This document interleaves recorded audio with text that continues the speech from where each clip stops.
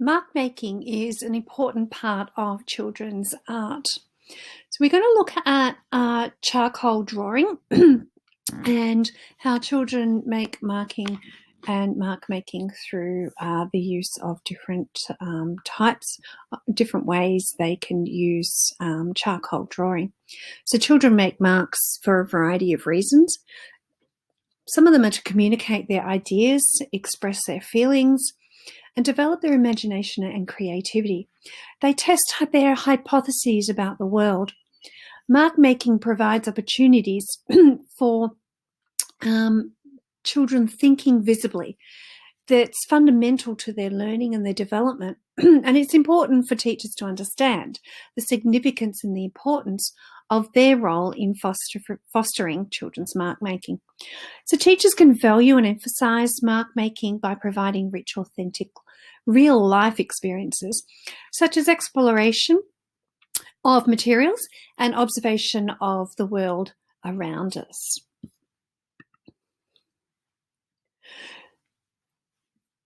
So children are born with natural exploratory drive and a desire to communicate their thoughts and feelings from the moment of birth. They strive to make a sense of their world, and they quickly reveal their unique characteristics as their personalities, preferences, and different developmental pathways unfold. Through their play, young children explore imaginary and abstract worlds.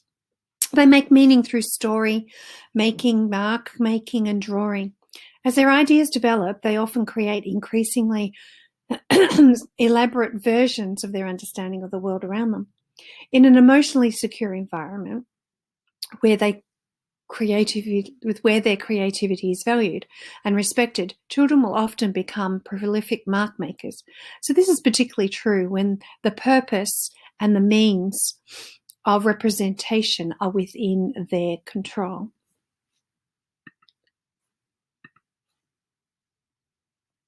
So with charcoal drawing, it's a good medium for making marks quickly. Charcoal can be messy, but it's worthwhile preserving with. And it is less precise than a pencil, but it gives a richer tone. So it's easy for students to use charcoal at a younger age, as long as the sticks of charcoal are robust. In some instances, some of the sticks of charcoal will actually break as the students learn what kind of pressure they can use. So there are different kinds of techniques that you can use. So smudging, you can use a ruler, blending, you can add white chalk, you can brush over with water. Just be careful when using charcoal, it rubs off really easily. You'll need to use a fixative such as cheap hairspray, and that adheres the charcoal to the paper. So to create a realistic drawing by smudging the charcoal to make graduate tones, smudge with your finger or a cotton bud. You can make exciting energetic marks and create an expressive drawing. Using a rubber or an eraser to rub away the charcoal creates highlights, and combining with chalk adds extra highlights and a mid-tone paper. So your natural tones, your browns, your light browns, and your buff-coloured paper. And to brush over with water, you can deepen the tones and you can fix the charcoal.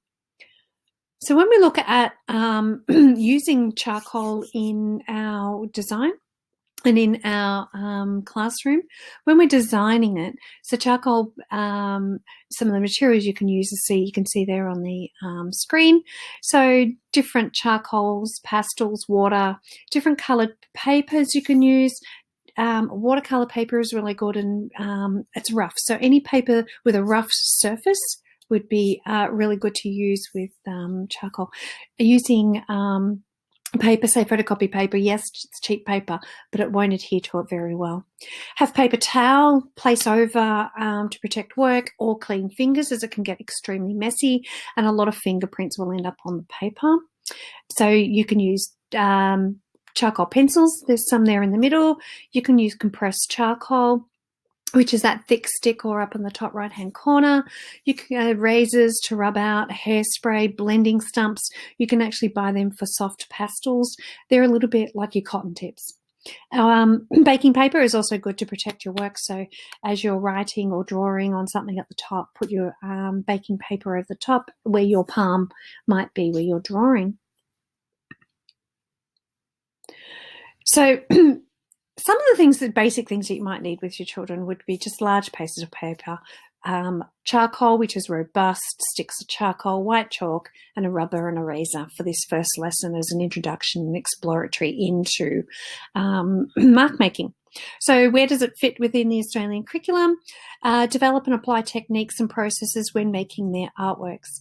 And there's a link there. That's a 5/6 link. But when you look at developing and applying techniques, it appears in all of the curriculum across the board, in the primary curriculum in particular.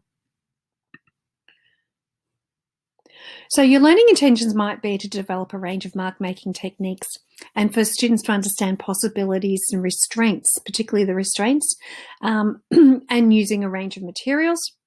So a complementary success criteria, I can experiment with charcoal to create different textures and effects. And you can use different rubbing plates and things like that for the actual textures. I can express the meaning of words and phrases in an abstract way using the appropriate charcoal technique. So in the lesson, you'll see there are some links to some vocab. Lesson provocations, the lesson triggers at the beginning of a lesson is really important. So you can watch a video on mark making with charcoal. There's plenty on the internet. You can either make one yourself as well and have students experiment with charcoal on paper and see how many different types of marks they can create. So let them experiment with charcoal. Look at the different mark making lines. What can they do? Can they make circles? Can they crosshatch? Can they stipple? And can they create circles? There's lots of different things and different ways that they can make marks. So let them explore the different ways. Let them be free in their exploring of charcoal as well. Different sorts of vocab you can use with your students. They can make tiny marks, huge marks, messy marks, strong marks, sharp, smooth, slow. They can go fast. You could do things to the sounds of thunder. What does concrete feel like? What does wood feel like? You could use those as your textures, rubbing textures as well. And there's some more up there that you could use. So with your extenders and your enablers, so your extenders, those that need a little bit more challenge, you can have your students go on and make an abstract composition. So those enablers that need a little bit more support, you could show students how to break the charcoal and you could use the end to create different marks, show them different ways to hold the charcoal and the different ways they can make marks with that. It's always important to reflect on students' work and for students to reflect on the work of others. Have students place their work on the floor at the front of the room. View all students' artwork, and in a positive manner, have students share their reflections and their evaluations of their work. And it's a great chance for students to view others' work as well. So what to look for in assessment. So there are your I can statements up there. I can develop a range of mark making techniques. I can experiment with charcoal. I can express the meaning of words. So what do you actually need to look for in your students? Do they have a secure understanding that's been indicated by having successfully reproduced and labelled perhaps about 8 different mark making techniques? Are your pupils working at a greater depth, which might be indicated by beginning to create their own abstract compositions there as well? So it's a very good medium to introduce students to just that exploration of mark making. So charcoal is a really good use in introduction to that.